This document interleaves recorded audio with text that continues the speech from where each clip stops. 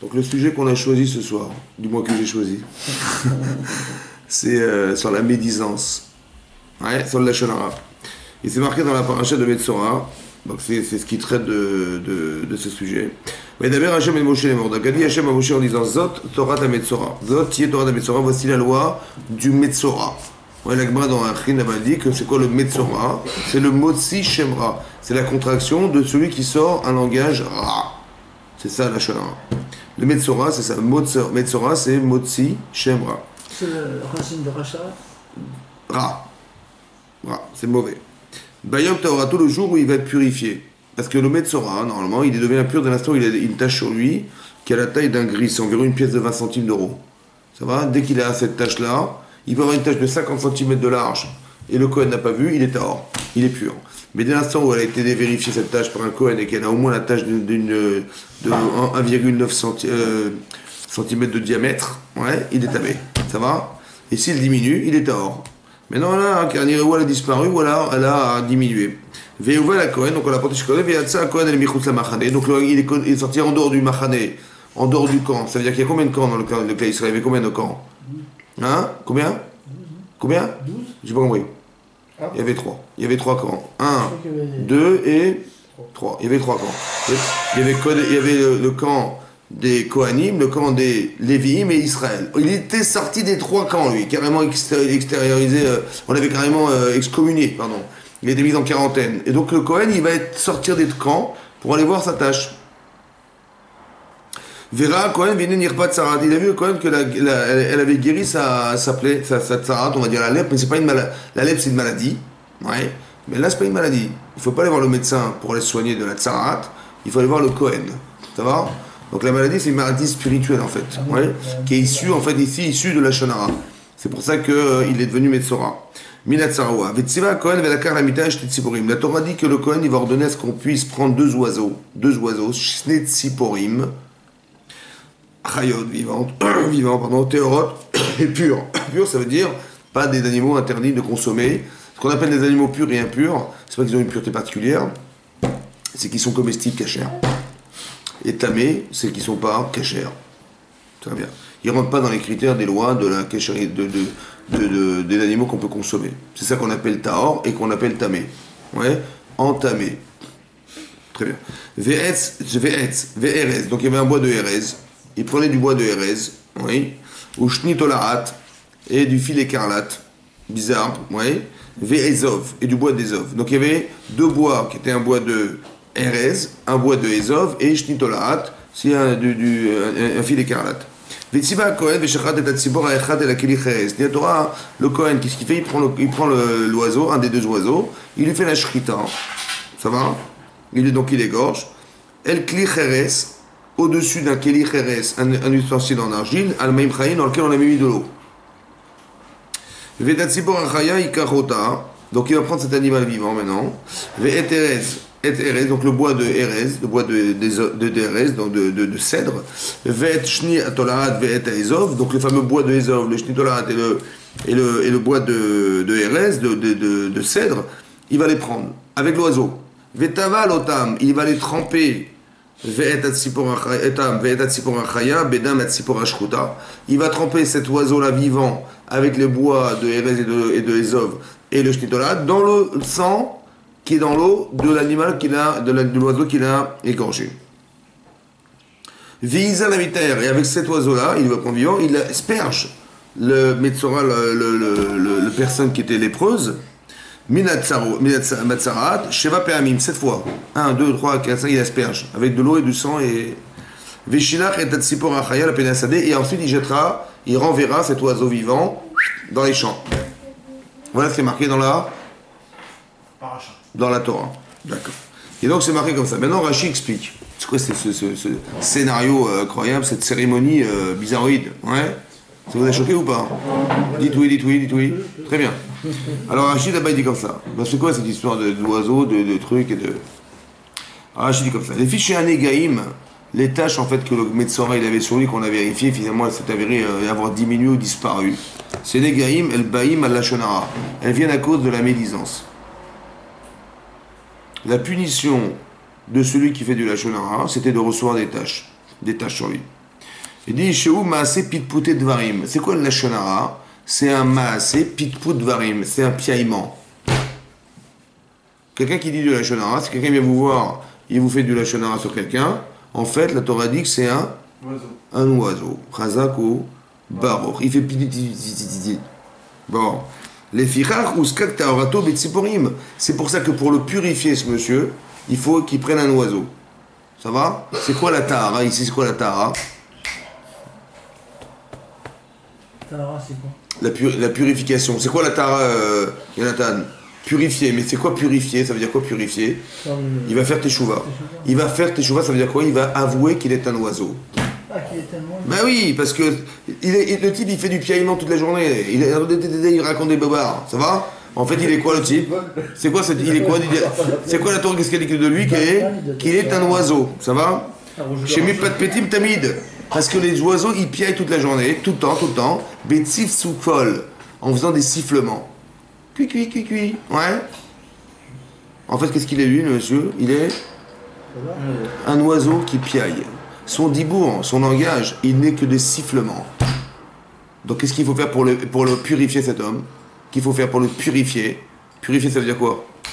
Éliminer la touma qu'il a de dibour, de la shonara. Ouais. Il faut qu'il ait conscience qu'il est un oiseau. C'est pas évident. Hein. Ça va? Ben non, il faut avouer sa faute. Ça veut dire qu'au final, qu'est-ce que je fais au final si je fais de la shonara? Il faut que je me dise, je suis un oiseau. Est-ce que je suis un oiseau? Non, je suis pas un oiseau, moi. Mais quand j'utilise ma parole de façon à détériorer la relation que j'ai à l'autre, je suis un oiseau. Ça va? C'est pas pire qu'un oiseau qui sifflote. Incroyable ou pas? Ok. Etz Erez, du bois de cèdre. C'est quoi le cèdre? C'est un petit arbre ou un gros arbre? Énorme arbre. Pourquoi on prend cette cèdre? Pourquoi? Parce que les filles, chez Anegaim Baim al Gesutarouach. Parce que les tâches, elles sont venues sur la personne nationale parce qu'il est grossier, monsieur. Gassarouar, ça veut dire qu'il a un esprit grossier. Il se prend pour je sais pas quoi, il est orgueilleux, il est tout ce que tu veux. Donc c'est quoi la capara de sa faute? C'est quoi l'expression de sa faute? C'est de prendre un bois qui est géant. Parce qu'il s'est pris pour un géant. Alors on va dire, il faut que le type, il ait conscience qu'il s'est pris pour un géant. C'est ça qui est la cause de sa faute. Il a cru que monsieur, il était au-dessus de tout, et au-dessus de machin, il se permet de parler du mal des gens, ouais, parce que Gasrouar, il est grossier. C'est quoi sa grossièreté? C'est de se prendre pour je sais pas quoi. Ça va? Qu'est-ce qu'il va devenir ramener comme korban? Un cèdre, un bois géant. Parce ça se représente cette personne. C'est la cause de son erreur. Est-ce que sa faute, elle est dans le Lashon Hara? C'est quoi sa faute? C'est de se prendre pour ce qu'il n'est pas. Chazak. Et ça engendre de la Lashon Hara. Donc sur quoi il travaille? Sur dire je parle plus? Ou il va dire non, je vais être un peu plus d'humilité? C'est quoi le travail? Il dit sache que tu es un oiseau et sache que tu as l'objet de ta problématique, c'est parce que tu es gasroar. Ça veut dire quelqu'un de grossier qui se prend pour je sais pas qui. C'est ça ton problème.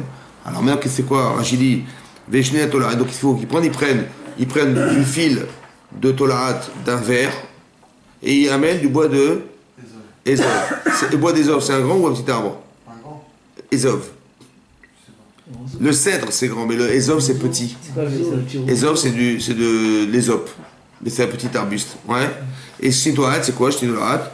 Ouais. Matakanato dit Rashi. Quelle est sa réparation? Maintenant qu'il a avoué qu'il est un oiseau. Maintenant qu'il a avoué qu'il s'est pris pour je sais pas qui. Ça va? Alors, c'est quoi ça? C'est quoi, dit Rashi, la takana? Comment il va se réparer? Veitraper. Dit Rashi, il va se soigner. Incroyable. Que le type, quand il va reconnaître sa faute et qu'il va savoir qu'est-ce qu'il est son problème, ça va se le soigner. Dit Rashi, c'est une guérison, ça. C'est pas une maladie. Il est guéri de sa maladie psychologique, en fait. Vous avez compris? Yashpilasmo mega avato. Il va se descendre de son orgueil. Ketolarat, comme un petit ver de terre. Qu'est-ce qu'on dit? Il va se dire, en final, je suis qu'un ver. Ça va? Veikaezov est comme un petit arbuste. C'est-à-dire que la kapara, c'est quoi la kapara? C'est quoi le korban finalement? Le korban, c'est incroyable. Que le korban des oiseaux, le korban d'avoir amené, de faire la shrita d'un oiseau, de le tremper dans du sang, de l'asperger avec, etc. C'est de dire que c'est une manière psychologique, le korban, qui est une mitzvah en fait, d'arriver à se positionner comme un oiseau, d'avouer que finalement le type, il est pas un être humain, mais c'est un oiseau, que finalement, il va falloir faire la shrita de cet oiseau. C'est celui-là, il ne faut plus qu'on vive avec. Ouais. Donc le type qui a conscience, qu'est-ce qu'il risque de faire? De se taire. On dit non, il y a un deuxième oiseau, c'est celui-là qu'il faut vivre. C'est celui-là qu'il faut faire vivre. Celui-là, hein, c'est toi. Il faut que tu sortes dans les champs et tu vives avec et tu parles avec. Mais surtout ne crois pas que tu vas être un oiseau mort. Parce que quelqu'un qui a conscience qu'il est un oiseau, il dit oh là là, mais finalement j'ai conscience de ma bassesse, quoi. Ouais. Il va dire c'est terminé, je parle plus, c'est fini. Il dit non, on veut pas de ça. On veut que tu continues à exister. Mais dans les champs, que tu sortes avec et tu discutes et tu fasses évoluer le monde. Mais pas que tu te coupes la bouche et tu fasses la shrita de cet oiseau. Vous avez compris? Tu vois? Pas de fermer. Pourquoi, Mais pourquoi un oiseau et pas une volaille, par exemple? On a dit parce qu'un oiseau au début, pit foot varie. Qu'est-ce qu'il fait? Il piaille. C'est quoi piaille? Hein? Une poule, ça jacle toute la journée. Oui, j'ai compris, peu importe, c'est un petit porc. Là, ici, c'est une hirondelle. Ça va? Mais quelque part, ça veut dire qu'on a choisi un oiseau. Mais comprendre que la capara du corban, c'est pas le mystique. Nous, on dit, voilà, les types en corban, ils le sacrifient, c'est Baruch Hashem. Il n'y a rien de mécanique. Vous avez compris? Il n'y a rien de mécanique, il n'y a rien de mystique dans la Torah. Rachid dit clairement ici, l'oiseau, il représente quelque chose chez moi. Le Ezov, tous les bois utilisés, le Shnitolat, ça correspond à quelque chose. Soit c'est quelque chose je reconnais que je suis orgueilleux, et ma seule réfoua, c'est d'arriver à avoir un peu d'humilité. Ça va? Ça veut dire que le travail qu'on doit faire, c'est un travail de midot. Ça veut dire, n'essayez pas de chercher à éliminer ce que vous faites. Essayez de comprendre qu'est-ce qui est à l'origine de vos actes. C'est ça qui est marqué là aussi. Et donc la teshuva, par le korban, elle permet d'assimiler ma personne à quelque chose, et d'avoir honte d'être un oiseau, parce que je ne suis pas un oiseau, et d'avoir les midotes de l'accepter. Au lieu que de dire, tu te rends compte, il m'a demandé à Hachem d'amener un oiseau, mais je ne suis pas un oiseau, moi. Et je risque de me frustrer d'être un oiseau, et de refuser d'amener ce korban. Il faut avoir l'humilité de l'accepter. Ça va? Donc d'être modé, de reconnaître que je suis, voilà ce que je suis, j'avoue, je suis ça, c'est vrai. Mais non, c'est pas parce que j'avoue que je suis ça que je suis ça. Non, j'avoue mon état d'être. Maintenant, je vais faire un effort pour ne plus être un oiseau. Vous avez compris? Ou un mauvais oiseau, on va dire. Ça va? Pas le type qui fait des pic-pouts de varim. Mais quelqu'un qui est capable d'exister autrement que de cette manière. Il faut avouer sa faute, c'est le korban. Vous avez vu, il n'y a rien de mystique là-dedans. Rien de mystique. Vous avez compris, Rachid? Rachid explique clairement que le korban, en vérité, c'est un travail psychologique que je fais sur moi-même, d'acceptation de ce que je suis, et de réparation, et d'arriver à me soigner, à me soulager d'un malaise qui était celui d'avoir été orgueilleux au départ, qui a occasionné ce lâche-là, tout simplement. C'est-à-dire que le mode de fonctionnement que le type il utilise, c'est quoi? Normalement, quelqu'un, il doit exister par lui-même, ça veut dire qu'il doit démontrer qu'il est quelque chose, par lui-même, et là, qu'est-ce qu'il fait? Lui, c'est pas ça. Il va parler sur les autres. C'est-à-dire qu'il va dire, je suis quelqu'un parce que je ne suis pas l'autre. Vous avez compris? Ça, c'est un sourd, ça. On t'a pas demandé de dire, ouais, t'es quelqu'un parce que t'es pas nul comme les autres. Ça, c'est la shonara, c'est un sourd. Tu vois, oui? Si t'as l'intelligence de voir des nuances, chez les autres, on dit, tu vois, regarde comme il est nul, celui-là, regarde comme il est bête, celui-là, comme il est machin. T'as l'intelligence de voir ça? Ah, on va lui dire. Fais pas du pit-put varim, tu vas colporter comme petit oiseau qui se balade. Non. Si t'as vu des bêtises pareilles, t'as vu des choses bêtes chez les gens, alors il y a le courage et l'intelligence d'aller leur dire. Ah, t'arrives pas à leur dire. Ah, t'as pas le courage d'aller leur parler, c'est facile d'aller dire aux autres. T'as pas le courage d'aller dire, alors tais-toi. Ça va? Mais si manifestement Hachem il t'a montré ça, c'est que tu as ces capacités. Maintenant, tu vas développer autre chose. Ça veut dire le courage d'aller leur parler. La manière dont tu vas leur expliquer. Parce que quand tu vas leur dire une chose désobligeante, ils ne vont pas forcément t'écouter. C'est vrai ou pas? Comment tu vas leur dire? Ah, c'est dur ça. Hein? Et comment tu vas mettre des gants? Et comment tu vas apprendre à aimer les gens? Et comment tu vas faire que ton message il va passer? Ça, c'est un travail personnel. Mais c'est ça qu'on t'a demandé. On t'a pas demandé de raconter du bobard des autres. On t'a demandé d'aller corriger ce qui ne va pas. C'est ça le problème de la shonara, vous comprenez? Il avait une fonction qu'il a refusé d'être. Plutôt d'être un homme, il est devenu un oiseau. Vous avez compris ça, le chat? Vous avez compris? Donc le korban, il est mechaperavon. La faute, en fait, elle est répertoriée dans un problème psychologique que le type, un état d'être ou une vision de soi qui est fausse, en fait, oui. Et on lui demande de corriger cette vision. C'est le korban. Et c'est comme ça qu'Hachem, il se rapproche d'Hachem, le bonhomme. Hein? Vous avez répondu à pourquoi elle allait? Alors après, j'arrive. Maintenant, c'est quoi maintenant? J'ai une autre phase, maintenant, une autre explication. On va essayer d'expliquer. Pourquoi le type, il a deux choses? Il y a deux onesh, en fait, il y a deux châtiments. Un, que le type, il a été sur lui. Et deux, que Yoshev, Badad, Rous, la Machane. Il va se retrouver seul en dehors du camp, en dehors des trois camps. Est-ce que c'est une souffrance d'être isolé? Hein? Très bien. Est-ce que c'est une souffrance d'avoir des tâches? Très bien. Donc on a l'impression que le type, il a fait de la chenara, il a dit des bêtises, alors Dieu l'a puni. C'est comme ça qu'on dit. Alors hop, sors dehors. Comme à l'école, il dit, ah, bah, il sort dehors, c'est une punition. Ou alors, on te met des tâches sur toi, c'est une punition. C'est vrai ou pas? C'est vrai ou c'est faux? C'est faux ou c'est vrai? C'est faux. Pourquoi c'est faux? Parce qu'il n'y a pas de punition dans la Torah. Ça va? Parce que la souffrance qu'un homme il subit de fait d'être isolé, ouais, le fait de la souffrance de subir des tâches sur soi, c'est parce que quand on fait du lâche hara, qu'est-ce qu'on fait? Par exemple, je vais vous raconter des choses sur quelqu'un. Oui? Ça va? Comment vous allez le voir, la personne à qui je parle maintenant? Je parle de quelqu'un, comment vous allez le voir? Vous allez voir avec les tâches que je lui ai mis sur la tête. Ça va? Maintenant, est-ce que moi je souffre de mettre des tâches sur les gens? Non. Alors Hachem il dit, écoute, c'est quoi? On va te mettre des tâches sur toi. Comment tu te sens? Je me sens mal. Cette souffrance-là, elle construit la personne. Parce que c'est ce que tu as fait. Maintenant, que tu sens que ce malaise d'avoir des tâches, c'est une souffrance? Oui ou non? Est-ce que tu vas oser en mettre maintenant? Là, j'ai un peu de mal maintenant. C'est réparateur, en fait. Vous avez compris? C'est jamais une punition pour rien. C'est toujours un problème de je n'ai pas eu la conscience de ce que j'ai fait. Alors on va le vivre pour avoir la vraie conscience. Maintenant, quand j'ai dit du mal des gens, je l'ai extériorisé, je l'ai mis en quarantaine, est-ce que vous allez le fréquenter, ce type? Non. Cette personne, elle est maintenant isolée. Mais comment j'ai osé isoler les gens? Parce que je ne souffre pas de la solitude.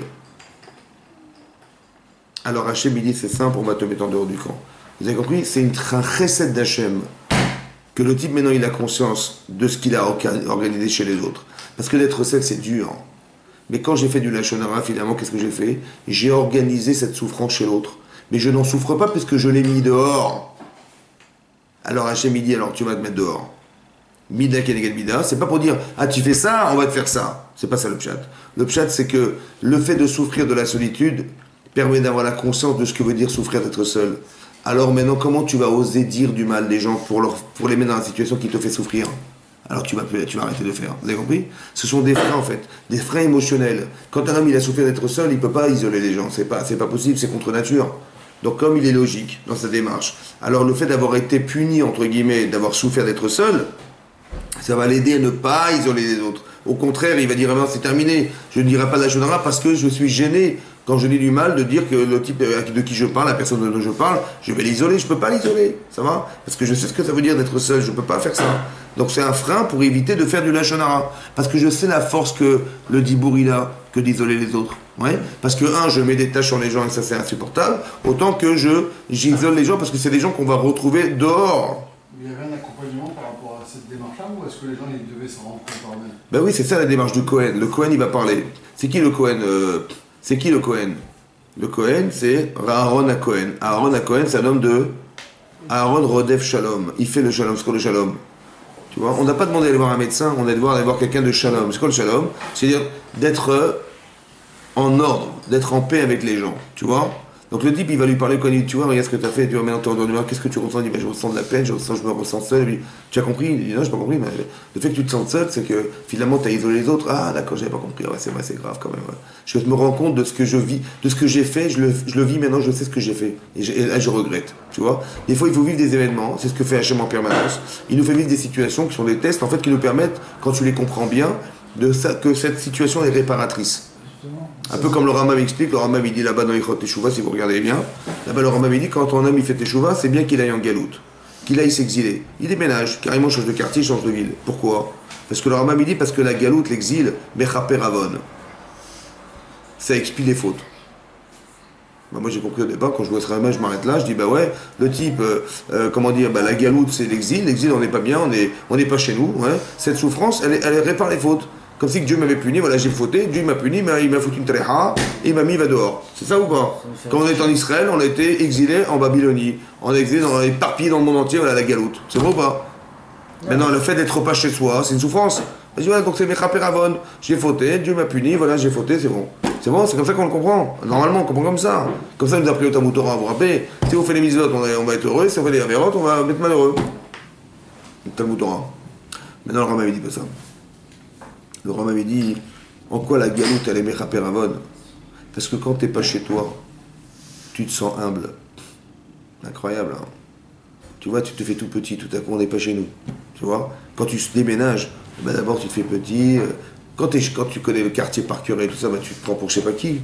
Et tu risques de faire des fautes, en fait, par orgueil, parce que par surenchère d'assurance. Et tu dis, mais ça je connais, sans réfléchir, tu vois. Mais quand tu n'es pas chez toi, tu dis, attends, les gens ne me connaissent pas, je suis nouveau ici, je me fais tout petit. Et je essaie de me faire des amis, ça va? Mais la galoute, elle est Mechaper Avon, c'est pourquoi? Parce que le comportement d'humilité que le type va atteindre à l'extérieur de chez soi va lui permettre d'atteindre un niveau d'humilité. Et l'humilité, c'est la capara de la faute d'avoir été orgueilleux. Ça veut dire que la capacité d'exercer quelque chose qui va changer ma façon d'être, c'est l'expiation de ma faute qui est d'avoir été orgueilleux. Ma faute, elle n'est pas répertoriée dans ce que j'ai fait, mais dans l'origine de ce que je suis, qui a engendré ce que j'ai fait. Donc la capara, il faut la comprendre, la capara. C'est que le type, on va à l'extérieur. C'est pareil, vous avez compris? Le fait d'être mis à l'extérieur en quarantaine, ça permet d'être mechaper avon.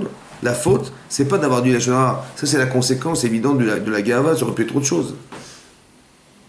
Ça permet la réflexion aussi. Comment? Ça permet en même temps la réflexion. Exactement. C'est-à-dire le recul, l'unité permet de dire, est-ce que je fais bien?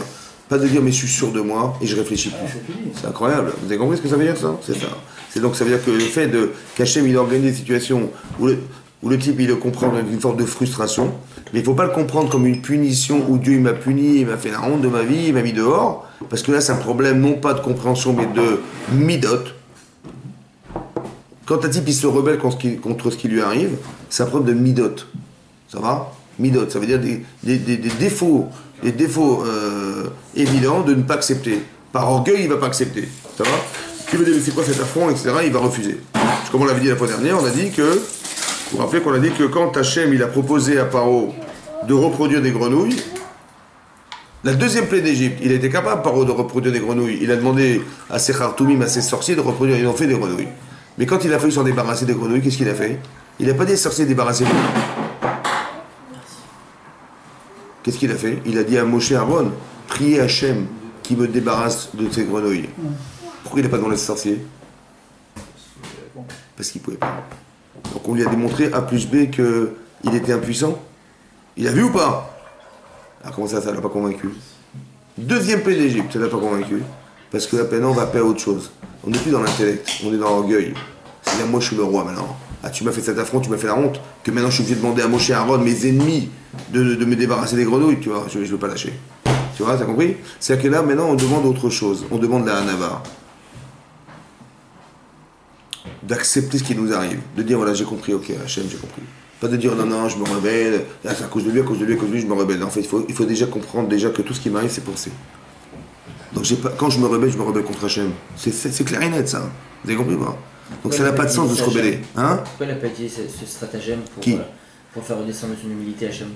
Il l'a fait Hachem. Il l'a pas exilé de son pays. Mais il l'a fait. Mais il faut l'accepter. Tu comprends pas? Quand on te demande A plus B tu as tort, qu'est-ce que tu dis? Tu dis bah oui je reconnais j'ai tort. Un type il dit vas-y reproduis les grenouilles. Tu dis ok alors vas-y enlève-les maintenant. Je dis je peux pas. Donc tu as reconnu, tes dieux ils sont pas capables de faire comme Hachem. C'est bon tu reconnais. Tu vois t'as raison je reconnais. Mais ça il faut avoir de l'humilité pour reconnaître. Mais il y a un tel désir de ne pas lâcher le pouvoir, de ne pas lâcher, tu vois. Ça c'est un autre problème maintenant. On n'est plus dans l'intellect maintenant. On est dans les midotes. C'est ça qu'il faut comprendre. Et il y a deux domaines. Pour faire tes chouvas, il faut avoir des midotes tovot. Les midotes, c'est les sentiments là? Ouais, des midotes, ça veut dire des vertus. Il faut être humble, il faut être machin, il faut éteindre des téléphones, il faut pas faire de bruit autour de soi, il faut pas déranger le sourd, c'est des midotes ça, tu vois. Et ça c'est très important que les gens le comprennent. Donc c'est pour ça que, vous avez compris, c'est pour ça que c'est très important qu'il y a ces deux notions là dans notre tête. Il y ait qu'on ait une compréhension des choses, mais qu'on ait les midotes pour l'accepter. C'est autre chose, vous avez compris ou pas? Puisque Hachem existe, donc j'ai une capacité d'accepter ce qui m'arrive. Parce que je sais que ça vient d'Hachem. Mais il faut avoir des midotes. C'est ça. Donc c'est pareil. Le Metzora, c'est la honte de sa vie. On le prend, mais dehors. C'est un affront quand même, oui, non? Surtout pour quelqu'un qui est Baal Gahava et qui a l'orgueil de pouvoir faire du Lachonara. Il fait un travail de fond sur lui-même. Mais c'est la seule manière expérimentale de le sauver. Donc on lui dit, écoute, on va te mettre là-bas, mais sache que c'est pour ton bien. C'est pas évident, il faut qu'il ait compris ça, c'est le travail du Kohen, ça. C'est pour ça que c'est le Kohen qui va lui parler, parce que lui, il veut faire les shalom. Hein? Et s'il ne veut pas comprendre, comment? C'est une tête brûlée, il ne veut rien comprendre. Ben c'est son problème. Il peut mourir de sa faute, c'est ce qu'on appelle mourir de sa faute. Tu as raison? Exactement. Mais comme Paro, il est mort de sa faute. Laquelle faute? D'être têtu. Entêté, il veut rien savoir. Mais il est mort de sa faute. C'est quoi la faute? C'est pas ce qu'il a fait la faute, c'est ce qu'il est la faute. Ça veut dire que l'action du Kohen, elle l'aidera éventuellement si lui l'accepte. Exactement, mais c'est tout le boulot. Ça n'a aucun effet. Exactement, comme le Rav, il peut dire comme ça. Le Rav, il peut t'envoyer balader, il peut te déchirer. Donc il te repousse des deux mains, et ça fait mal. Ou le travail du Rav, c'est dire écoute, je te pousse avec la main gauche, mais je te récupère avec la main droite. Et sache que je le fais, tout ça c'est pour toi. Tu vois, la puissance de la main droite, c'est ça qui est prioritaire. Tout en disant des choses qui ne sont pas forcément agréables à entendre, mais c'est pour ton bien. Sache que je le fais comme un père avec ses enfants, il ne faut pas repousser tes deux mains. On dit, mais t'es nul, machin, sors dehors, je ne veux plus te voir. Non, parce que l'enfant, il se sent, il n'a plus de père, c'est terminé, il n'a plus de repère. Non, il faut pousser avec la main gauche et récupérer la main droite. Ça va? Toujours comme ça. Toujours un jeu de gauche-droite. Tu pousses avec la main gauche. La main faible, exactement.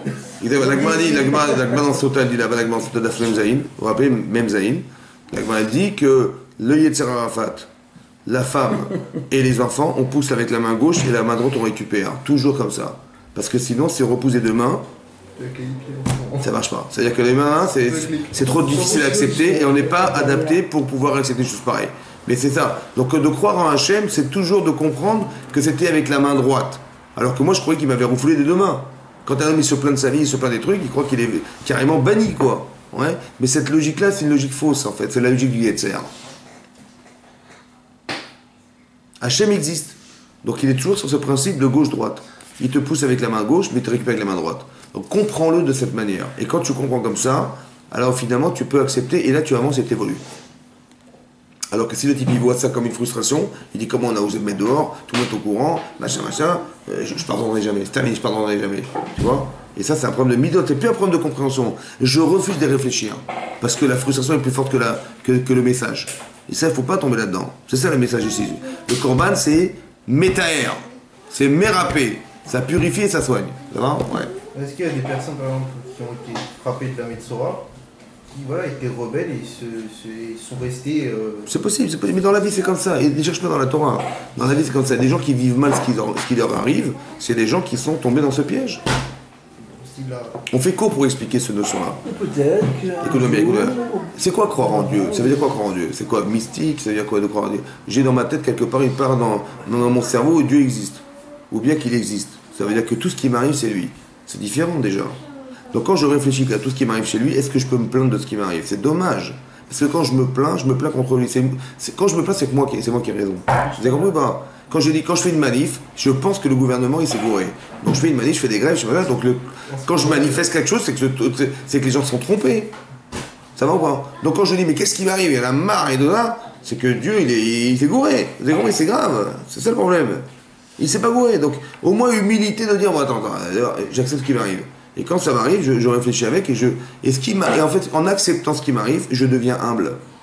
Parce que la souffrance, elle amène à l'humilité. La souffrance amène à de la relativité. Je relativise les choses, je commence à réfléchir autrement, je suis un peu plus philosophe, tu vois, des choses plus graves. Vous avez compris ce que je veux dire? Voilà.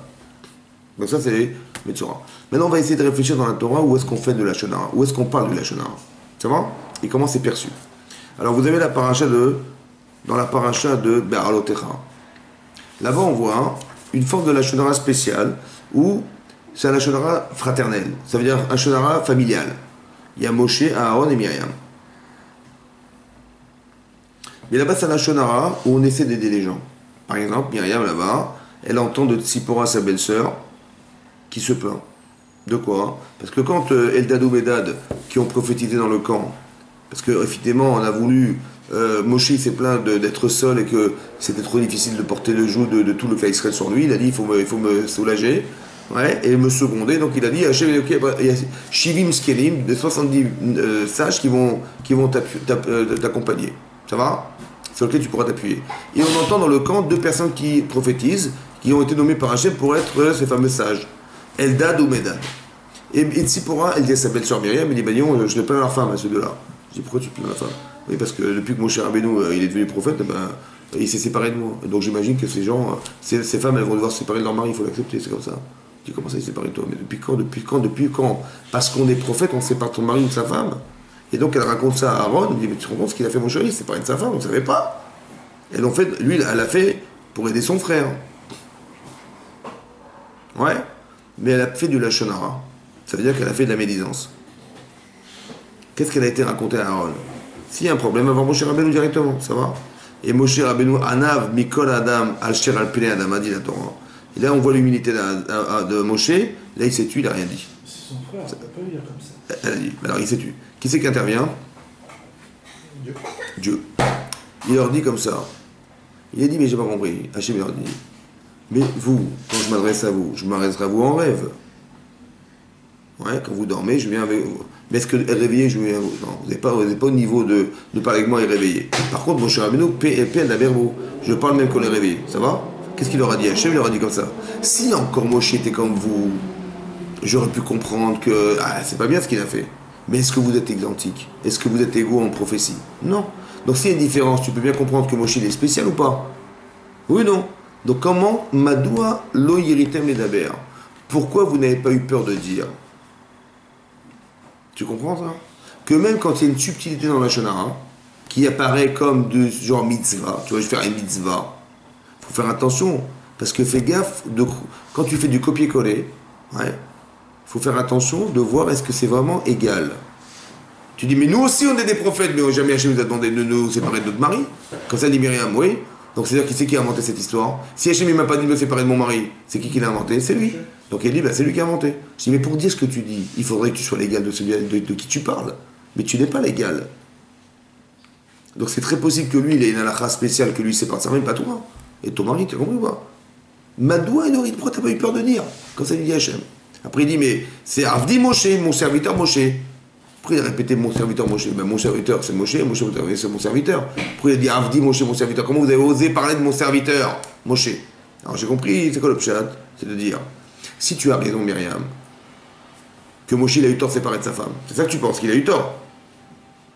S'il a eu tort, donc Hachem est-ce qu'il aurait communiqué avec lui puisqu'il a eu tort? Il a eu tort. Et Hachem il aurait communiqué avec lui? Non. Or tu vois qu'il communique. Donc Il a raison. Est-ce qu'il a raison? Donc s'il a raison, donc c'est toi qui n'as pas compris. Pourquoi tu n'as pas eu peur de parler? Et quand tu parles contre Moshe Rabbeinu en pensant que tu as raison, donc c'est qui a tort finalement de parler avec Moshe? Ben c'est Hachem. Comment tu n'as pas eu peur de croire un truc pareil? Vous avez compris ça? Madoua lo yiritem ledaber. C'est-à-dire que si tu n'as pas d'Irat Shamaïm, tu peux tomber dans ce panneau. Même dans un Oshonara qui semble être un Shonara, genre, elle a voulu aider son frère. Mais c'est assourd. Tu as compris la subtilité? Mais c'est ça pour ça qu'il faut faire attention. Parce que si Myriam s'est gourée, il faut faire gaffe. Ça veut dire qu'on peut tomber dans des subtilités telles où on pense qu'on va faire une mitzvah alors qu'on fait une avéra. Qui c'est qui est tombé dans le panneau? Eh ben les Miraglim. La paracha qui suit de Balotera, c'est quoi? Shelach Lecha envoie des Miraglim. Ça va? Les Miraglim, c'est des gens qui ont été choisis sur le tas. Ça veut dire qu'on a pris un homme par chevet. Il y a des milliers de personnes dans une tribu, on a pris un homme, on a pris les meilleurs. On les envoie en Israël pour exploiter en Israël. Là-bas, Rachid Abba, il dit que les Miraglim, ils ont vu ce qui s'est passé pour Myriam. Ils ont vu la tsarat, ils ont vu la lèvre qu'elle a eue, oui non? Raoult, ils ont vu et ils n'ont pas tiré du moussard. Ils n'ont pas tiré d'enseignement. Ça veut dire que quand tu vois quelque chose, qu'est-ce que tu dois dire? Tu dois tirer enseignement. Quel enseignement il faut tirer de là? Il aurait fallu dire comme ça. Si déjà Myriam, elle a voulu faire pour le bien de son frère, oui ou non? Et elle s'est fait avoir parce que quoi? Parce qu'elle a eu tort de parler du mal de son frère, oui? C'est-à-dire que les Sarah, des fois, il vient avec des mitzvot, des fois. Tu vois? Et il te fait tromper dans des mitzvot. S'ils avaient tiré cet enseignement-là, est-ce qu'ils auraient fait du lachon sur Israël? Non. Et s'ils n'avaient pas fait lachon sur Israël, on serait rentré en Israël ou pas? Bien sûr. Mais à cause de ça, on n'est pas rentré en Israël. Cette génération a disparu. Est-ce que vous vous rendez compte ou pas? Écoutez-moi bien maintenant. Qu'est-ce qui est plus grave? Yoni, qu'est-ce qui est plus grave? La faute du Vaudor ou la faute des Meraglim qu'on fait de lachon sur Israël? C'est quoi la faute la plus grave? A priori, c'est les Meraglim. La faute du Vaudor, d'avoir fait un Vaudor, ou la faute d'avoir fait la Shonara sur la terre d'Israël. Hein? Alors il y a une marloquette. Toi tu dis quoi toi? Le Vaudor. Et toi tu dis quoi? En quoi c'est plus grave? Les Meraglim ils ont fait du baba. Ouais? Oui. C'est plus grave ou c'est plus grave de faire le Vaudor? Ils ont trahi. C'est ce que dit l'Agma dans Shabbat, Rabbi Shimon Bar Yochai. L'Agma dans Shabbat, la Fichat Amud Bet, elle dit comme ça. Tu sais à quoi ça correspond à la faute du Vaudor? C'est comme une femme qui se marie. Et le soir de la Séouda, le repas du mariage, elle trompe son mari. C'est à ça que ça ressemble à la faute du Vaudor. Le soir de son mariage, madame, elle va tromper son mari le soir du mariage, de la Séouda du mariage. C'est à ça que ça ressemble à la faute du Vaudor. Ça va? Donc qu'est-ce qui est plus grave, la faute du Vaudor ou les Meraglim? Mais écoutez-moi bien. Est-ce qu'Hachem il a pardonné la faute du Vaudor? Est-ce qu'il a pardonné la faute des Meraglim? cette génération elle est morte, ils ne sont pas rentrés en Israël. C'est-à-dire que tu vois, le Lachon Hara, c'est plus grave que le Vaudor. Bon, on la répare jusqu'aujourd'hui, on la répare jusqu'aujourd'hui. Oui, mais ceux qui ont entendu le Lachon Hara, ils ont survécu, on leur a laissé le choix. Les Meraglim, c'est tombé un 17 Tammuz ou un 9 Av. Le 9 Av, ouais. Maintenant, le jour, dis-moi, le jour le plus tragique de l'histoire le jour le plus tragique, la date la plus tragique dans le calendrier juif, c'est laquelle? 9 Av. C'est-à-dire que c'est une date qui est. C'est-à-dire que la Lachon Hara, regarde la puissance de la Lachon Hara.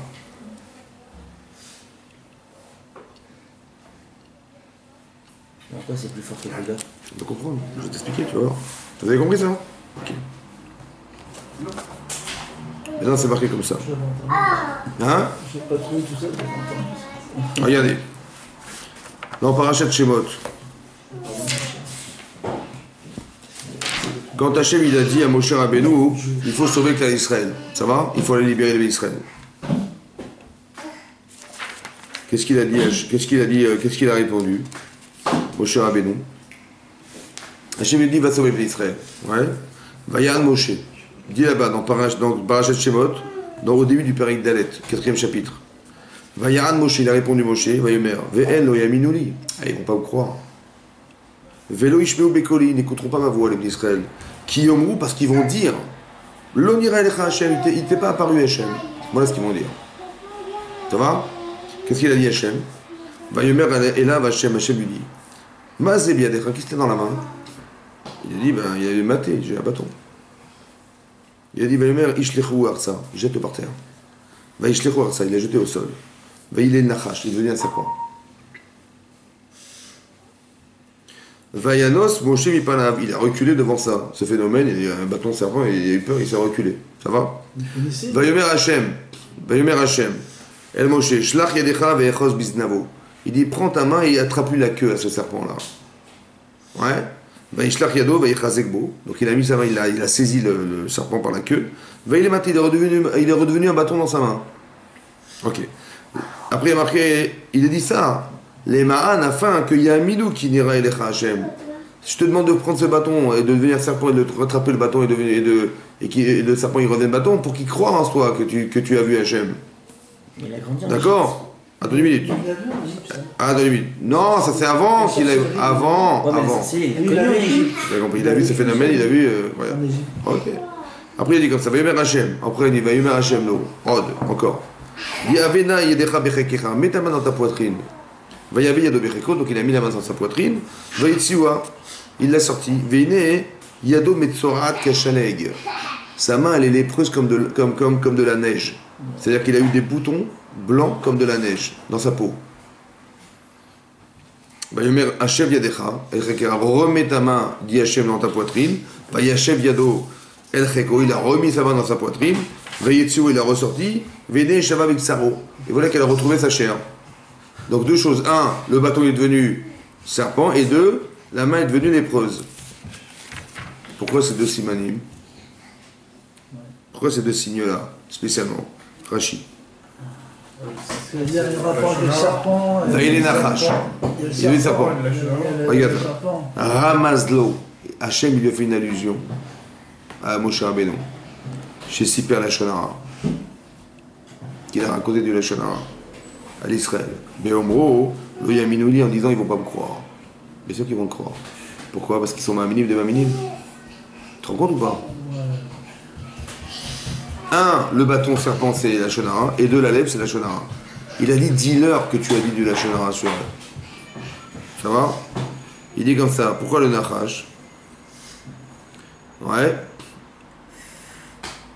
Il dit Rashi. C'est pointu. Hein? C'est bien, mais c'est pointu. Il dit parce que en toute humilité, mais ça dit de croire. Rashi, je vous lis Rashi. Regardez Rashi. Ramazlo, Shisiper Lachon Hara l'Israël Beomro, le Yimenuli, Ve'anachash, Umanuto, et il dit Ve'tafas Umanuto Shel Nachash. Il a utilisé le métier du Nachash, de dire de Lachon Hara. Le métier du Nachash, Umanuto Shel Nachash. De quel Nachash? De quel serpent tu parles? L'expression du monde. Ah, d'accord. Qu'est-ce qu'il a dit à Chava? Touche là. Il a dit, mais il dit, mais quand vous allez manger du Etzadat, vous serez comme Hachem. Et ça l'a tenté. Ce Lachonara. Ça va, ce Lachonara, c'est la Oumalou du Nachash. C'est-à-dire que chaque fois que j'ai un discours qui amène un homme à fauter, ou qui l'amène à croire qu'il n'est rien, c'est du Lachonara. Vous avez compris ou pas? Lachonara, un mauvais langage. C'est la Oumalou du Nachash. Lui, il a dit, mais ils vont jamais me croire. C'est une manière de dire quoi? C'est une manière de dire quoi? J'y arriverai jamais, tu vois. Pourquoi pour lui de dire je ne suis pas capable, tu dis ils ne vont pas me croire. Tu comprends pas?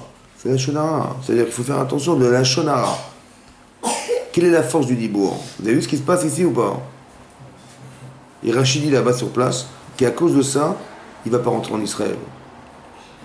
C'est pas compris, c'est disproportionné. La force du dibour. Pourquoi c'est tellement grave le dibour? Ça va? Le Lachonara. Ouais, Rachidi, là pour Rachidi, depuis le départ, il ne rentre pas en Israël à cause de ça. D'accord. T'as compris ou pas? Donc c'est un prétexte le bâton? Après on verra. Là-bas, Rachidi, là-bas dans le bâton, il dit là-bas que c'est ce qui a fait déborder le vase. Ça gîle. Et vous avez compris? Pourquoi c'est tellement grave le dibour? On l'a vu, la faute des Mérindim, ils sont tous pas dans le désert. Et pourquoi c'est tellement grave? L'usage de la parole, elle est tellement grave. Pourquoi c'est tellement grave le Lachonara? Ça va? Alors regardez ce qui est marqué dans la paracha de Bereshit. Attends, on parle de Moshe Rabbeinu, Et c'est pire en vérité que comme ça. Plus un homme il est grand, et plus il dénigre la parole, et plus c'est grave. Oui. Ah oui, c'est ça le problème. Comment ça te cuisine? Alors regardez. On nous laisse du crédit avec ce qu'il vient de dire. Alors regardez ce qui est marqué comme ça. Il y a marqué là-bas, hein, dans la paracha de Bereshit.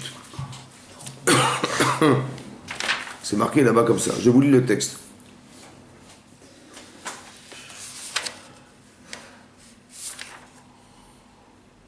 Alors, il faut que je le retrouve.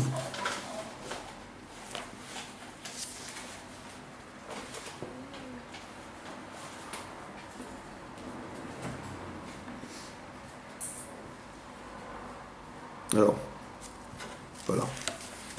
C'est marqué dans la paracha de Bereshit. Donc on est dans le deuxième chapitre, ouais, le 19e verset. Vayitzer Hashem Elokim, Mina Adama, Kolchet Asadi. Voilà. Pardon, c'est pas celui-là. Non, c'est avant. Je le retrouve pas. Mais c'est marqué Vayitzer Elokim, qu'Hashem, il a créé l'homme. Adam, Afar Mina Adama, Afar, la poussière de la terre. Vaïpar Beapav, il a insufflé dans ses narines Ruach Chaim, un souffle de vie. Ve'ayal et Nefesh Chaya, il est devenu un être vivant. Ça va, c'est marqué comme ça dans le texte. Là-bas, le Targum Onkelos, il traduit Nefesh Chaya, un être vivant, Ruach Memalela. Ruach Memalela, un souffle de la parole. C'est quoi un être vivant? C'est quoi l'être vivant? C'est quoi la définition de l'être vivant? C'est Ruach Memalela, le souffle de la parole. Qu'est-ce qui définit un être humain? Un homme, c'est le Ruach Memalela. Il a insufflé un souffle de vie en l'homme, c'est la Neshama. Maintenant, le mélange de Neshama corps, ça donne la faculté à parler. Ça va? Mais cette faculté de parler, c'est, si vous voulez, l'expression de ce qu'est la Neshama, elle voulait dire. Ça passe par le corps, ça sort par la parole. Ça va? C'est-à-dire que l'essentiel, qu'est-ce qui est divin en l'homme, et qu'est-ce qui est démonstrateur de la divinité de l'homme? C'est la parole. Qu'est-ce que je fais de cette partie divine? Quelle expression de ma divinité qui est ma neshama? C'est la parole. Qu'est-ce que tu fais avec? Vous avez compris maintenant? Pourquoi c'est grave? Le fait de parler ou le fait de pouvoir utiliser le parler? Non. D'où tu parles? D'où tu as cette force de parler? Tu peux penser ou pas? Mais l'expression verbale de ta pensée, ça va au-delà de ta pensée. Parce que quand tu parles, c'est toi. Mais quand tu penses, c'est toi? Pas forcément. Parce que si tu penses faux, ça n'engage personne. Mais quand tu te dis faux, ça t'engage ou pas? C'est là que tu deviens un homme, quand tu vas parler. Mais la capacité de dire, elle vient de ta neshama. Ok. Elle devient là. Maintenant, si tu utilises la parole pour faire du lachonara, tu te rends compte de ce que tu fais ou pas maintenant? Oui. C'est énorme. Ça veut dire que toute la partie qui représente Hachem en l'homme, je l'ai désacralisée.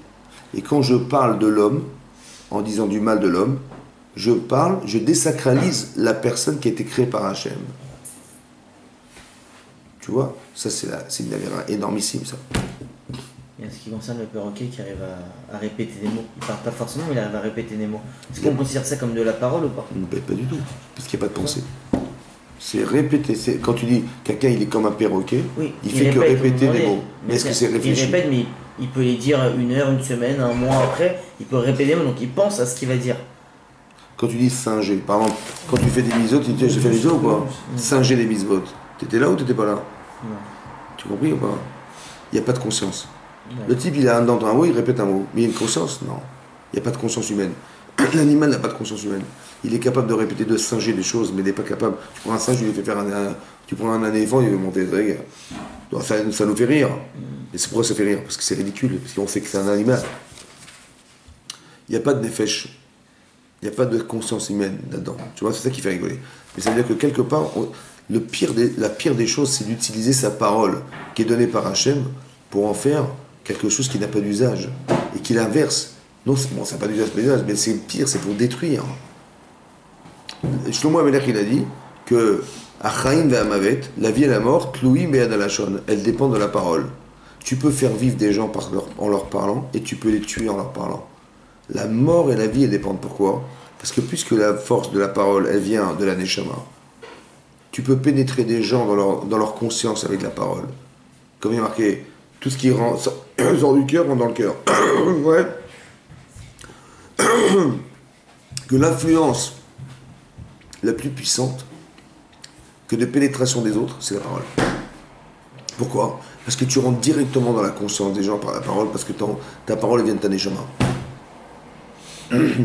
Tu peux construire des gens à l'extrême ou tu peux les détruire à l'extrême. C'est énorme. Quoi, Radibourg? Tu as compris ça? Il y a un échange, tu réponds à sa réponse. Mais c'est pas seulement. Non, mais il y a tout. Évidemment, un échange communicatif. Mais comment ça a une influence? Mais l'influence communicative,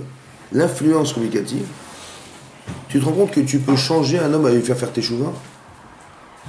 C'est comme si tu amènes un corban. C'est la force d'un corban. C'est énorme. Excusez-moi. Oui. Mais ça, c'est la force de la neshama, ça. Mais c'est divin, il faut avoir conscience de ça. Pour ça que le joueur il dit que la faute des Meraglim, elle était énorme. Vous avez compris pourquoi maintenant? Parce que ce qui fait d'un être humain un être humain, c'est le dibour. C'est la capacité de dire, de parler. C'est l'explosion des chemins. Donc quand je vois une personne qui parle, je dois être hyper respectueux. Et je dois être respectueux de ce qui existe, parce que c'est à l'image d'Hachem. Et je dois me respecter intrinsèquement, parce que si j'ai une capacité de parler, c'est divin. Donc il faut que je réfléchisse et j'ai peur de dire maintenant. Parce que si je ne respecte pas ce que je dis, autant que je ne respecte pas ce que contient l'expression de ma parole, c'est que je ne respecte pas ce qu'Hachem lui a mis en moi. On a dit que c'est le corps et le souffle qui fait qu'on parle. La neshama dans toi. La conjugaison des deux êtres, neshama corps, c'est ça la parole. Neshama divine, pas neshama animale. On va dire comme ça, si tu n'avais pas de corps, tu ne parlerais pas. Mais tu aurais une autre façon d'exprimer, ta neshama aurait une autre façon de s'exprimer. Peut-être tu ressentirais les choses. Tu n'aurais pas besoin de les dire. Comme par exemple, la parole, c'est quoi? C'est l'expression verbale qui permet de ressentir. Mais si tu n'avais pas de corps, tu n'aurais pas besoin de parler. Tu ressentirais tout de suite. Pourquoi les animaux qui ont un corps et qui reçoivent un souffle de vie, ils n'ont pas ce souffle de vie. Alors ça veut Ils n'ont pas une qualité de vie. Ils n'ont pas les qualités. Ils n'ont pas de neshama. Mais ils ont ce souffle que... Non, ils n'ont pas de souffle. Ils ont un nefesh raya, ce qu'on appelle, une conscience animale. Mais ils n'ont pas de neshama. D'accord. Et même nous, on a une neshama. Même nous. On parle de souffle, on parle de neshama. Quand on dit roi Chaim, Hachem, il a insufflé un souffle de vie. C'est quoi le souffle de vie? C'est quoi de quelle nature? C'est l'âme. Il a mis une âme dans l'être humain. Maintenant, il faut savoir que toi, tu as une âme spéciale. Les non-juifs, ils ont une autre âme. Ils l'appellent avec toi. C'est pour ça que... Non, nous, on a une âme qui doit engendrer que tu aies une capacité de faire des mitzvot qui t'amène à un olam haba qui n'a rien à voir, mais de rien, avec les non-juifs. C'est comme tu dis Abraham, c'est un ben Noach. Tu vois tu dis les goïms, ce sont des bnei Noach. Ils ont une neshama qui doit engendrer chez eux la capacité à faire ces 7 mitzvot, pas plus. Tu peux faire plus. Mais toi, tu peux faire plus que ça. Mais parce que ta neshama est spéciale.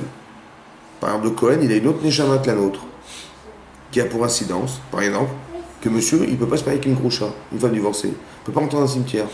Parce que lui, il a un issour, moi, c'est une mitzvah. Un type, il divorce sa femme, il a une mitzvah de la réépouser. Sa femme divorcée, mitzvah. Et lui, c'est une avéra, lui. Que moi, j'ai une mitzvah d'enterrer quelqu'un, et lui, c'est un issour pour lui d'aller rentrer dans un cimetière. Il peut pas enterrer sa mère, sa grand-mère. Il peut pas enterrer son oncle, il peut pas enterrer... Il peut pas. Son grand-père, il n'a pas le droit. Et moi, j'ai une mitzvah d'aller enterrer mon grand-père. Oui, non. Mais ça, issour. Comment c'est possible que ma mitzvah devienne une avéra pour lui, pour moi? C'est grave la Touma ou pas? Eh ben lui c'est grave, mais moi ça l'est pas. Mais si c'est pas grave pour moi, ça l'est grave pour lui. C'est quoi la différence? Le niveau. Ben, le niveau de Gdoucha. C'est un Kohen. Tu vois, pas? C'est-à-dire qu'il y a un émet relatif à la personne. La vérité, elle est relative à la personne. Ça dépend de quoi tu parles, de qui tu parles. Comme nous et les Goïms, comme les Kohen et les Juifs et les Hébreux, machin, tu comprends pas? Mais en tant que juif, c'est pas qualitatif. Comment? Il n'est pas meilleur qu'un autre juif. Qui? Le Cohen. Si. Non, Pas meilleur. Non, pas meilleur, mais il a une Gdoucha. Il a pas la même Gdoucha. C'est-à-dire quoi la Gdoucha? Il a une spécificité qui n'est pas la tienne. C'est que lui, il a une proximité avec Hachem qui fait que il a mis des corbanotes pour toi, il pourra éviter la tzarad, il va te parler à toi, etc. etc. Tu as compris ça? Cette proximité avec Hachem qu'il a comme fonction, ça lui donne une particularité, une spécificité qui fait... C'est ça le contenu de cette Gdoucha. Tu as compris pas? Et bien ça, il doit respecter ça. Et ça, c'est comme conséquence, ça a que quoi? Qu'il rentre dans un cimetière, il n'épouse pas une femme cochonne, il ne halala, une machin, il ne peut pas. Tu vois? C'est sa différence qui fait que et on lui interdit certaines choses. Comme nous, par exemple, on nous interdit de manger des choses, mais pas des goïms, on n'interdit pas. Parce que ça n'a pas d'incidence. Ce qu'ils vont manger n'a pas d'incidence sur eux-mêmes, sur leur neshama, sur leur nefesh, leur conscience. Ça n'a pas. Et nous, ça vous dit une différence de Il conscience. arrive, il est plus haut que tous les Lévi'im et les Israéliens. Quoi qu'il arrive. Ouais. Il dit plus haut, ça veut dire quoi plus haut? Ça veut dire.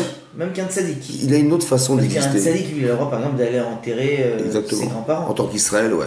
Mais pas en tant que Cohen. Ça veut dire qu'il faut croire qu'il a une neshama spéciale qui fait que si lui, il a un contact avec ce qui est mort, ça va entamer dans sa conscience de Cohen.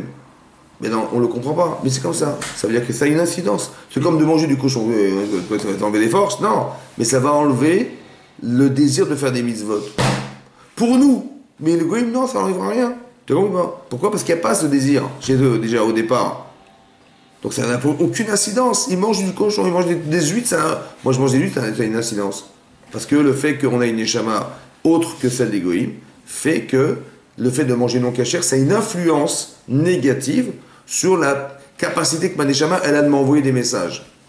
C'est ce qu'on appelle metamtem libo shabbat, ça bouche le cœur de l'homme, ça veut dire, le type, il va pas avoir envie, tu vois. C'est comme si c'était obstrué par le fait d'avoir consommé quelque chose qui va obstruer, qui va être un bouchon à la conscience humaine de juive qu'un homme il a de faire des mitzvot. Incroyable. Mais c'est comme ça. Si la Torah n'est pas dure, on n'aurait jamais su. C'est comme ça. Tu comprends? Il faut respecter ce que nous sommes. Pour ça qu'il faut avoir conscience. Il faut avoir conscience de la force que nous avons de dire, de parler. Est-ce que tu te rends compte que quand tu pries, tu arrives à communiquer avec Hachem? Est-ce que tu te rends compte de cette force-là? Le type, il a un téléphone, il n'y a pas de pile. Ben, ça ne marche pas. Hein. Mais nous, on a une pile qui nous permet de téléphoner avec Hachem. C'est la Neshama. Tu te rends compte de cette puissance-là ou quoi? Est-ce que j'ai le droit de négliger cette capacité? Donc quand je fais de la Shonara, finalement, je néglige à l'extrême cette force-là. C'est ça qu'il faut faire attention. C'est ça qui est grave dans la Shonara. C'est dénaturer cette puissance qu'on a à l'intérieur de soi d'être capable de communiquer par la parole. Nous on dit bah oui c'est normal, on parle. Des fois j'ai des bêtises, des fois j'ai ça. Non fais gaffe parce que ta parole elle est sacrée. Hein. Pardon. Un Cohen déchu, il devient quoi? Mais ça c'est pas le sujet. Oh, laisse tomber, Pour savoir en gros. Que déchu, c'est quoi déchu? Ça n'existe pas. Des acronymes qui sont coupés. Qui sont plus Cohen. Là, ça n'existe pas. Un Cohen, il resterait Cohen Léolam. Comme tu es juif, tu seras juif. Tu peux faire 1 milliard d'avérotes, tu seras juif. Ça va? Un Cohen, il ne peut pas être déchu, Cohen, ça n'existe pas. Il peut rendre quelqu'un son enfant, il peut ne plus être Cohen, son fils. Mais lui, il ne sera jamais toujours Cohen. Même s'il a pierre d'avérotes. Mais c'est ça que je parle. Il ne sera pas déchu. Descendance. Non, il perd une fonction, Oui. mais il reste Cohen. Si un Cohen, par exemple, un Cohen, je sais pas moi, il fait des avérotes, il ne peut pas faire Birkat Kohanim. Mais il reste Cohen, hein. Ça n'empêche pas le Cohen, il perd sa fonction, mais il est Cohen. Non, quand il a son nom, le Cohen et tout. Comment? Il perd jamais son nom de Cohen, ça n'existe pas. Il n'y a aucune avéra qui fait que, comme à Israël, il ne peut pas perdre sa fonction de juif. Il ne peut pas la perdre. Même s'il se convertit au christianisme, il reste juif. T'as compris pas? Il perd pas. Il est jamais déchu, en fait, tu vois? Parce qu'il y a une doucha qui n'a pas choisi. On lui a donné. Tu vois? Maintenant, on te donne des forces. Qu'est-ce que tu fais avec? C'est toi qui décides. Mais tu pourras jamais perdre ce que t'es. Les descendants qui ne suivent plus les fonctions de Cohen. Parce qu'il a transgressé la Torah qui détermine. Puis par exemple, un Cohen, il épouse une femme divorcée, son enfant n'est plus Cohen. Son enfant. Mais lui, il est Cohen. Il devient Israël halal. Voilà. Mais lui, il est Cohen ou pas le père?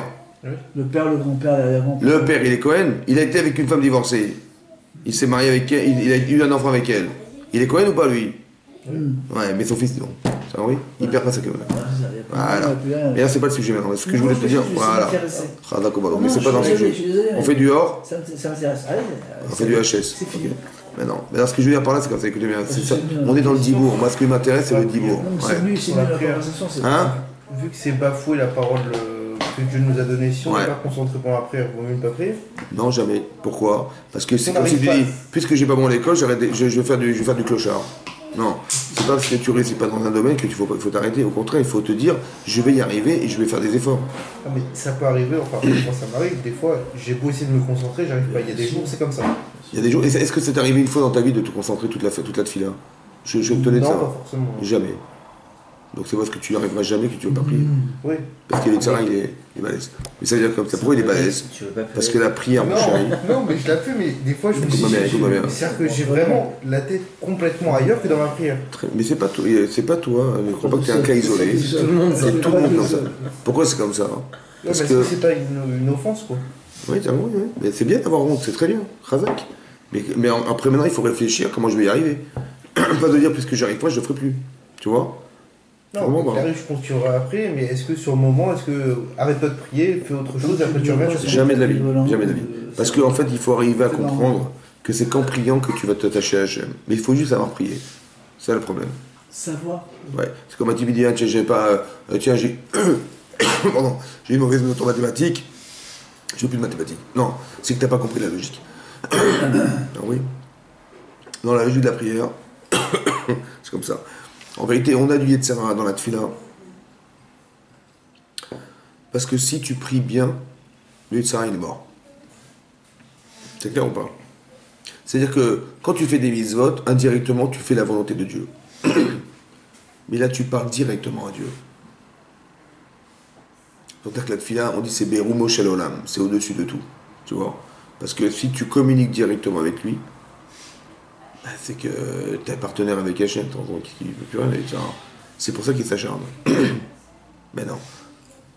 La prière, c'est un moyen de lien. Si on est concerné par ce qu'on dit, il n'y a pas d'Yetzer. Par exemple, si quelqu'un il est malade, c'est impossible qu'il pense à autre chose qu'à demander à Hachem de le soigner. Tu vois ou pas? Donc si je pense à autre chose, c'est que je suis pas malade. Oui, tu comprends ça? Par exemple, si je pense à autre chose quand je dis, tiens, j'ai besoin de darat, si j'en ai pas vraiment besoin, je vais penser à autre chose. Parce que c'est pas prioritaire. Donc pour être un Baal Tefila, ça veut dire être quelqu'un qui sait prier, il faut que je réfléchisse avant à ce que j'ai vraiment besoin. Sincèrement. Si tu as besoin de rien, ça va être difficile de prier parce que tu as besoin de rien. Mais en vérité, c'est impossible que tu aies besoin de rien. C'est impossible que tu n'aies pas besoin de darat. C'est pas possible que tu aies besoin de la slicha d'Hachem. C'est pas possible que tu n'aies pas besoin de faire tes chouvas. C'est pas possible que tu n'aies pas besoin de pardassa. C'est pas possible que tu n'aies pas besoin de refoua. C'est pas possible que tu n'aies pas besoin que Hachem il soit un jour dans le monde et qu'il puisse amener la justice dans le monde. C'est pas possible qu'on se débarrasse pas de Daesh. C'est pas possible, tu vois, à la machine à midi, c'est impossible. Donc c'est-à-dire que est-ce que je suis concerné par ce que je dis? Tu vois? Mais si je suis concerné, mais c'est pas possible que je me déconcentre. Et la maïs, c'est que si je ne suis pas concentré, c'est que je ne suis pas concerné. Tu vois ce que je veux dire, c'est ça. Donc c'est toutes les brachot qu'on dit dans la Shemona Esrei, elles ont un sens vital. Modi malachnulach, Hachem, tu dis, je reconnais, merci, mais tu reconnais, tu comprends. Chaque bracha a un sens vital. Donc c'est-à-dire que soit je ne suis pas concerné parce que je n'en ai pas besoin, ou je n'ai pas mesuré que c'était tellement vital. Donc là, il y a le Yetzera. C'est-à-dire que le Yetzera, c'est le baromètre. Le Yetzera, c'est le baromètre de ma connexion avec Hachem. Si je suis lié avec lui, ben, j'ai pas dit de ça. Et si je suis pas lié, ben, j'en ai un. Donc je sais où je me situe exactement. Tu vois ce que je veux dire? Quand tu dis tu mets Hachem devant ta vie, devant toi quand tu pries, C'est pseudo kamashmo, c'est-à-dire que tu mets Hachem devant toi. C'est-à-dire à qui tu parles. Si on se parle ensemble et moi j'échappe à ce que tu me parles et je passe à autre chose. C'est honteux ou pas? Mais j'ai honte, je dis excuse-moi, j'ai pas écouté, franchement excuse-moi. Mais il faudrait avoir honte de ça, tu vois. À partir du moment où j'ai honte de ce que je te dis, à partir du moment-là, je peux commencer à construire quelque chose. Mais après, il faut comprendre ce que veut dire prier pour comprendre ça. Prier, c'est pas de raconter à Hachem ce que tu as besoin, parce qu'il le sait déjà avant que tu pries. Donc ça veut dire que j'ai pas besoin de l'informer. J'ai besoin que ce que je demande passe par lui. C'est pas pareil. Quand je prie à Hachem, j'ai dit voilà, j'ai pas besoin de te répéter ce que tu sais déjà. Parce qu'avant que je naisse, tu le savais déjà, même le jour où je te demande. Alors c'est pas un problème de faire savoir. C'est que j'ai besoin que ce que je te demande passe par toi. Je veux voir par toi ce qui va se passer. Je veux, quand je dis voilà, j'ai besoin de la parnassa, j'ai besoin de la réforme, je veux me soigner par toi. Je veux savoir que j'ai demandé un truc, de façon improbable, c'est arrivé, je me suis soigné. De façon improbable, j'ai gagné ma vie. De façon improbable, tu vois, j'ai vu que c'est passé par toi. Je veux voir que ça passe par toi. C'est ça ma prière. Et quand je vais demander à Hachem que les choses ça se déroulent par toi et que je vois que ça se déroule, je savais que c'est toi, parce que je t'ai demandé. Tu vois, ça c'est la force de la tefila. Mais si tu arrives à atteindre ça, il n'y a plus d'étira, c'est fini. Parce que plus tu nourris ce lien, plus la conscience que tu as d'Hachem existe, et plus tu vas avoir des réflexes à dire que c'était Hachem. Et plus tu vas avoir peur de transgresser cette relation. Et plus tu vas l'aimer. Et où est-ce qu'il va se positionner les Yitzhara là-dedans? Il n'y a plus de place. Tu vois, oui. Plus tu mets Hachem dans ta tête, et moins les Yitzhara il a de place. Puisque tu as des trucs, lui il disparaît. Et ça il ne peut pas supporter. C'est là qu'il va s'acharner. Plus tu vas devenir un tzaddik, plus ça va s'acharner. Mais c'est un révélateur que tu atteins des choses importantes dans ta vie. Puisque ça il s'acharne. Sinon il te laisse tranquille. Quand tu as un petit balavérote, il dit ouais, super, il laisse tranquille. Donc t'as pas d'Yitzhara là-dedans. Oui. La Yitzhara, c'est un révélateur de conscience. Tu vois, oui. Si t'es tzaddik, tu vas avoir des problèmes. Oui. Et ton Yitzhara. Mais c'est parce que tu tends vers quelque chose de fort. Donc tu dis, mais purée, mais j'avance dans la Torah, j'ai des problèmes. Pas normal. C'est l'inverse. C'est ça, il faut le savoir aussi. Que plus tu avances dans ta vie, plus tu vas avoir du Yitzhara, c'est comme ça. Mais en vérité, pourquoi? Parce qu'il faut que tu deviennes indépendant. Ton Yitzhara, c'est un révélateur de conscience. Donc plus tu tends vers quelque chose de positif, tu tends vers Hachem, plus tu vas avoir du Yitzhara, tu vas sentir que ta tendance corporelle, elle va te tendre vers autre chose. Mais c'est là que tu dois être maître. C'est là que la voie d'Hachem, elle démarre. Oui. Comme dans la tefila, tu dis quand moi je fais la prière, j'ai l'impression que je lui fais un cadeau. Quoi. Je dis allô Hachem, ça va, comment vas-tu? Bon, une fois, deux fois, 10 fois, 1000 fois, c'est bon, je lui dis bonjour, c'est bon. C'est pas ça la prière. C'est pas de le dire. sentiment, parfois, Hein? on l'a mieux fait que l'autre. Comment on a? Parfois, le sentiment, ça s'est mieux passé. Oui. Qu'on était mieux dans. Ouais, c'est vrai, parce que c'est la shrina, ça. Tu ressens quelque chose. Quand tu pries, tu ressens, et Hachem, il s'adresse à toi, il te fait ressentir qu'il est présent avec toi. Mais la Lashon Hara, c'est l'inverse. Vous avez compris? Autant avec ta parole, tu peux te connecter avec Hachem, ça serait incroyable de pouvoir utiliser ce koach-là contre lui. C'est ça le problème de la Lashon Hara. C'est pour ça que c'est très grave. Vous avez compris? Par exemple, tu as dit tout à l'heure, Hachem, qu'est-ce qu'il a demandé à Hachem? Il a dit, voilà, les Israël se plaignent dans le désert. Hachem, il a dit à Moshe, tu parleras au Sela. Tu vas parler au rocher, il va sortir de l'eau. Bon, qu'est-ce qu'il a fait Moshe? Il a parlé, ça n'a pas marché, il a frappé, ça a giclé. Mais alors ce rocher, c'est quoi? C'est le rocher de Myriam. En fait, le Bér Myriam, le puits de Myriam, c'est un rocher. Ouais, de quel coule d'eau? Est-ce qu'il coule de l'eau des rochers? Bon, il a réussi à le faire, Moshe Rabbeinu. Bon, il n'a pas parlé, il a frappé. Il a fait un Kiddush Hashem. Il a fait un Kiddush Hashem. Que de l'eau est sortie d'un rocher. C'est extraordinaire ou pas? À cause du fait qu'il n'ait pas parlé et qu'il ait frappé, il n'est pas rentré en Israël. Il a dit, puisque vous n'avez pas eu confiance en moi, dit Hachem, et vous avez frappé plutôt que de parler, vous ne rentrerez pas, toi et Aaron et Moshe, vous ne rentrerez pas en Israël. Et attention, écoutez bien. La faute des Meraglim, c'est quoi? C'est d'avoir dit de la Shana. La date qui est la destruction de toutes les générations du temple, c'est le 9 Av. C'est la faute des Meraglim. Toutes les catastrophes qui sont arrivées avec l'Israël les pires, le 9 Av. La Shonara. Vous avez compris pas? Le Beth Amikdash numéro 1, il a été détruit à cause de quoi? Hein? Avodazara. Gilo Yariot, je fais un ami. Deuxième, Sinatrinam. Dit la Gemara dans Yoma que la haine gratuite, elle est équivalente aux 3 avérotes. Les 3 avérotes sur lesquels il vaut mieux mourir que de faire, de le faire être transgressé, la haine gratuite, c'est équivalent aux 3 en même temps. Pas une, les 3 en même temps. La Gemara dans Yoma dit que le Lashon Hara, c'est exactement comme Avodazara qui va sur le Chafetz Chaim dit, donc c'est avec le Sinatrinam et le Lashon Hara, c'est pareil. Mais en vérité, ça veut dire quoi? Que quand on fait du Lashon Hara, c'est qu'on haït les gens. C'est quoi? Qu'on haït les gens. La haine, il faut comprendre le sens de la haine. La haine, ça veut dire se couper des autres. C'est vrai ou pas? À cause de la haine gratuite, on a perdu le Beth Amikdash. On a perdu le lien qui nous reliait avec Hachem. Vous avez vu la force de la parole ou pas? C'est-à-dire que quand on construit des liens par la parole, on s'unit ensemble. Mais quand on ne se parle pas, on se désunit. Comme les Talmidei Rabbi Akiba, l'Onaou Kavod Zelazé, le manque de communication, ça distance les gens, mais ça fait que la distance fait qu'il n'y a plus de lien entre nous. Et s'il n'y a plus de lien entre nous, il n'y a plus de lien avec Hachem, puisque Hachem, il n'est plus le roi du clan Israël, il n'est rien. Est-ce que vous comprenez? Qu'en ne se parlant pas, on se dissocie, on s'explose, et en explosant, on n'est plus rien. On est des individus. Mais Hachem, il ne veut pas qu'on soit des individus, on soit un klal. Qu'est-ce qui va nous unir? C'est la parole, vous avez compris ou pas? C'est-à-dire qu'on ne se rend pas compte que la haine gratuite qui est issue du fait de ne pas communiquer, ça empêche Hachem d'être le roi du monde. C'est pour ça que ça détruit le Beth Amikdash. C'est pas Titus qui l'a détruit. Dans les livres d'histoire, c'est Titus.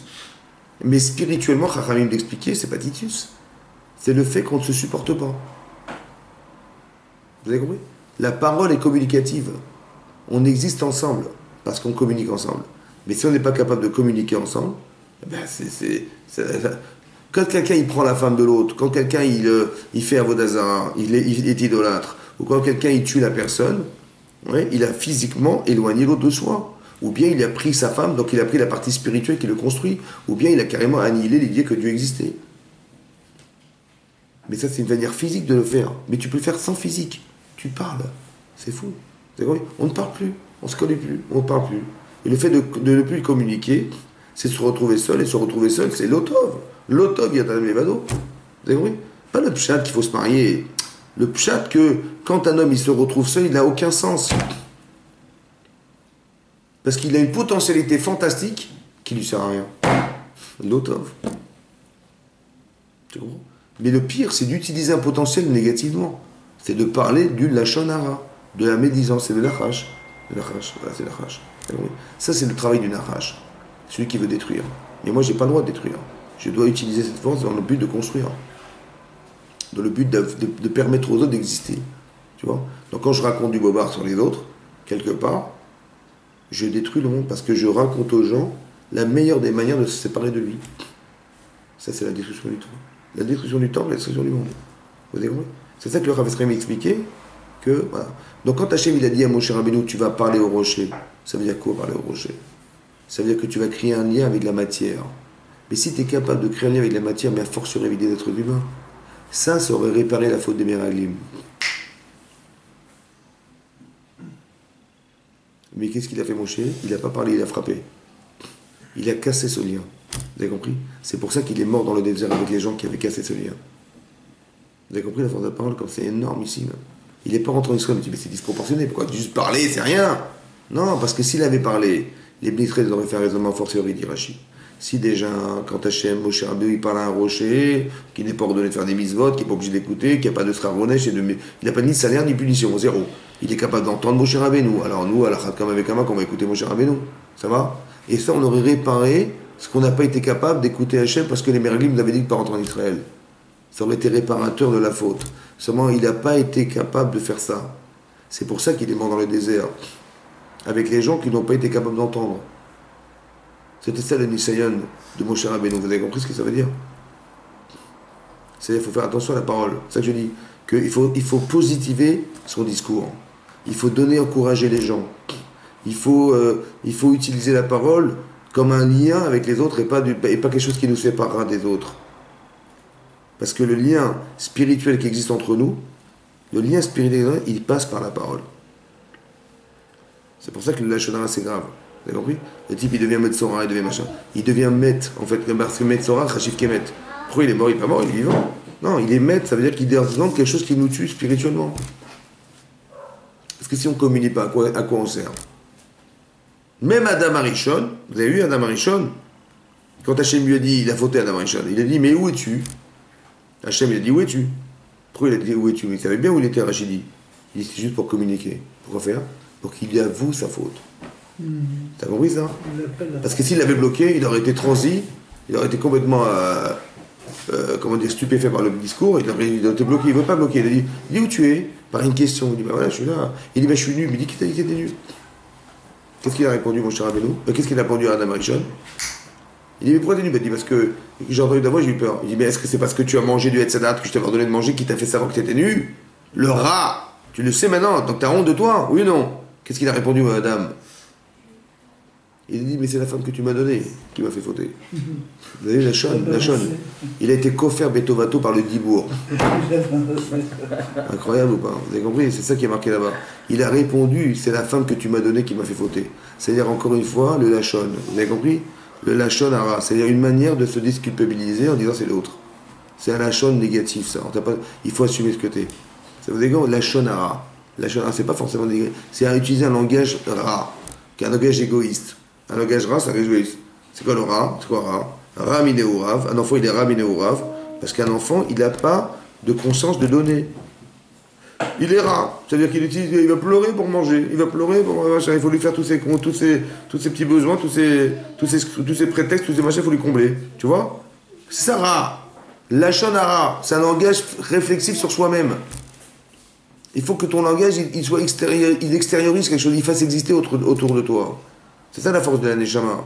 C'est de faire vivre, c'est de faire du bien, c'est de faire du tov. C'est ça le dibour. Vous avez compris? Et ça, ce discours-là, il doit nous permettre de communiquer ensemble, d'exister ensemble.